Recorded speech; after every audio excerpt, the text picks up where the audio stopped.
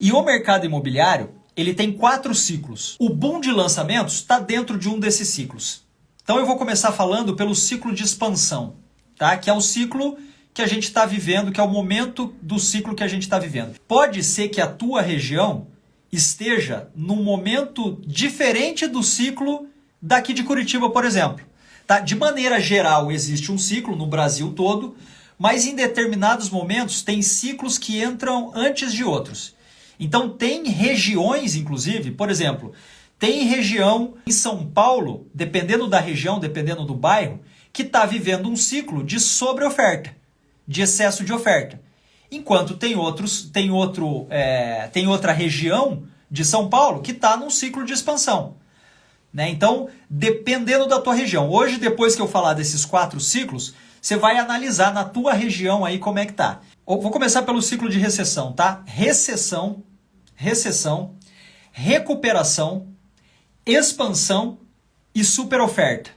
Então são esses 4 ciclos. Tem gente que fala superoferta, excesso de oferta. Então, mas recessão, recuperação, expansão e superoferta, ou excesso de oferta. São esses 4 ciclos, tá? E ele faz isso aqui.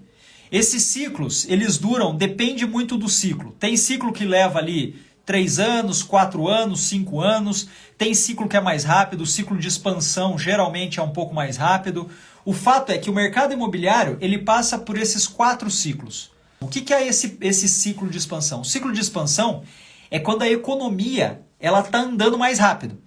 Então tem salário, tem emprego, tem consumo, tem crédito. A atividade da construção civil ela está num nível elevado. Então isso é um momento de um ciclo de expansão. Os preços dos imóveis estão subindo. Esse é um grande indicador quando o preço dos imóveis estão subindo. E aí o que aconteceu nesse período pós-pandemia? Então vamos lá, começou a pandemia e tal, o hábito das pessoas ele mudou. Né? Todo mundo concorda aqui que o hábito mudou e todo mundo sabe que pessoas começaram a procurar maiores espaços para ter mais qualidade de vida, para ter o espaço do lado do home office. Né? Então, novos hábitos surgiram. Além disso, o que aconteceu também? A taxa de juros saiu lá de, de 10, 12% que estava e caiu para, não, estava 8, né? 8, 9, e caiu para 2%. 2%. Quando cai a taxa Selic para 2%, a taxa do crédito imobiliário caiu também. A maioria das pessoas no nosso país não tem a grana para ir lá comprar o imóvel à vista. Então as pessoas financiam. Quando a taxa de juros baixou, o crédito imobiliário aumentou, teve mais, inclusive, oferta de crédito imobiliário, porque tinha mais gente procurando. Se tem mais gente procurando, a taxa de juros está mais baixa, mais pessoas conseguem financiar, né? Tanto que o crédito imobiliário mais do que dobrou, se pegar 2021 aí, mais do que dobrou. Então, aumenta o crédito, aumenta a quantidade de pessoas para comprar, aumenta o número de lançamentos. Então foi isso que basicamente foi isso que aconteceu. Acontecendo isso, aumentando o número de lançamentos, o mercado imobiliário ele movimenta muito, né? Ele não movimenta só, lançou e tem um cliente que compra e pronto. Não. Tem agência de marketing, tem pedreiro, tem fornecedor de vídeo, tem o cara que faz o tapume, aumenta o número de funcionários das incorporadoras, das construtoras. Então é toda uma cadeia de coisas que aumentam. Então a economia ela melhora. E foi isso que aconteceu. E foi isso que vem acontecendo. Então aconteceu isso, maior volume de lançamentos, expansão. Expansão total. E aí entra nesse primeiro ciclo que eu estou falando, que é o de expansão.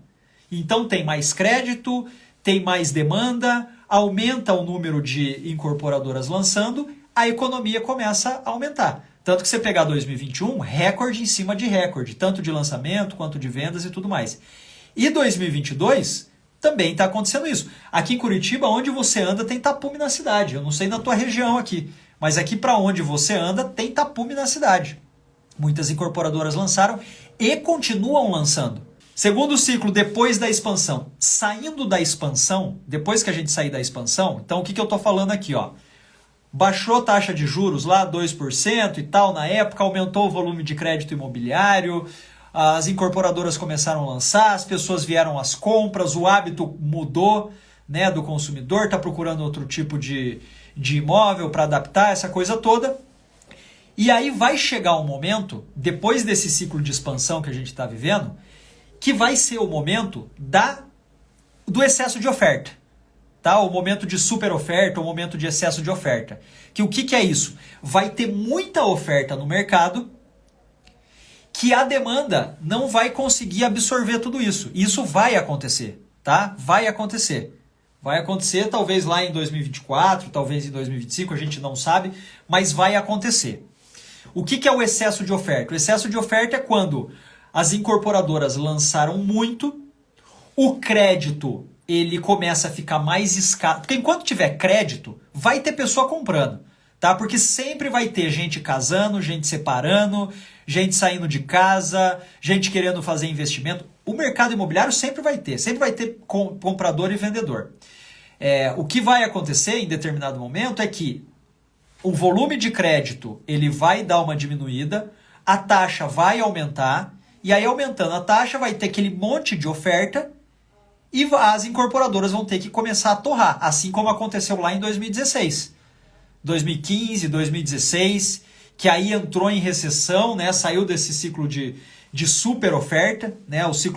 Esse ciclo de excesso de oferta é quando a construção civil começa a desacelerar, o preço começa a estabilizar, tá? Então esses são alguns indicadores, ó. A construção começa a desacelerar, o preço começa a estabilizar, aumenta o número de imóveis vagos, tá? Aqueles imóveis para locação e tal, começa a aumentar esse número de imóvel vago e a demanda já não consegue absorver toda essa oferta que está acontecendo. Depois do excesso de oferta, vem a recessão. Aí o que acontece com a recessão? Preço cai, porque tem muita oferta, o preço cai, não tem crédito, existe um sentimento muito negativo no ar, que é o quê? Os consumidores, eles não acreditam que as coisas vão melhorar. Aumenta o número de desemprego, a coisa começa a ficar ruim, demissão, não existe consumo de maneira geral. Isso é recessão, que é o que aconteceu lá. Se você pensar lá 2015, 2016, impeachment da Dilma, a economia, né, a Dilma com aquele negócio de furo do teto, pedalada, enfim, toda aquela zona que teve lá, aconteceu a recessão no país. Que em outros países já tinha acontecido, mas aconteceu no Brasil. E aí distrato começa a acontecer e tudo mais. Depois que acaba a recessão, começa a recuperação. E aí quais são os indicadores da recuperação? Começa a diminuir o número de imóveis vagos. Então aquele volume alto de imóveis vagos começa a diminuir. A atividade da construção começa a retomar.